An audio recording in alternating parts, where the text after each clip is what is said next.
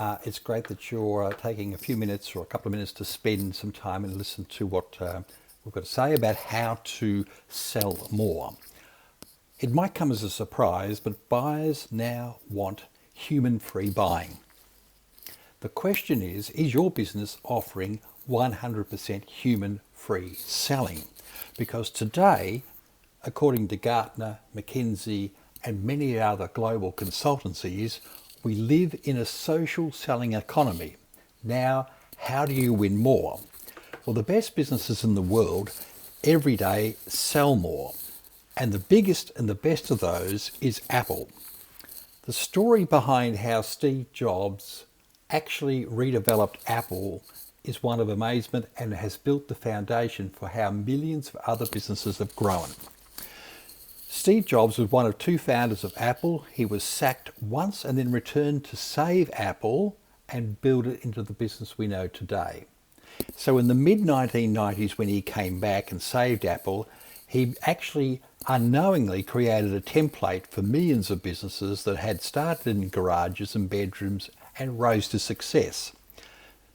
Jobs in 1997 needed to separate and differentiate Apple from a sea of sameness of computers.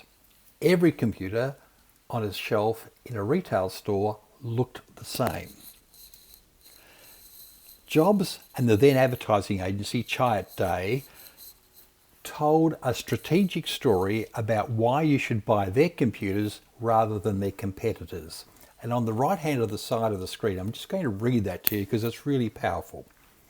Their campaign was Think Different.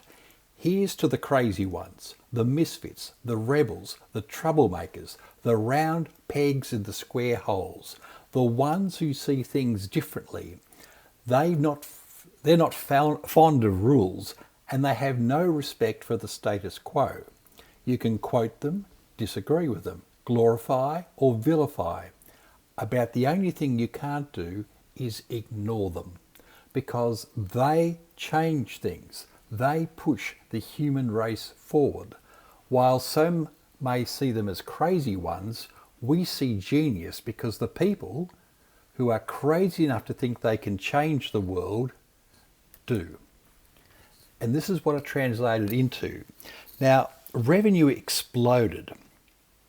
Think Different resonated with a segment of the population, mainly around creatives and intelligent people who bought Apple amazingly well.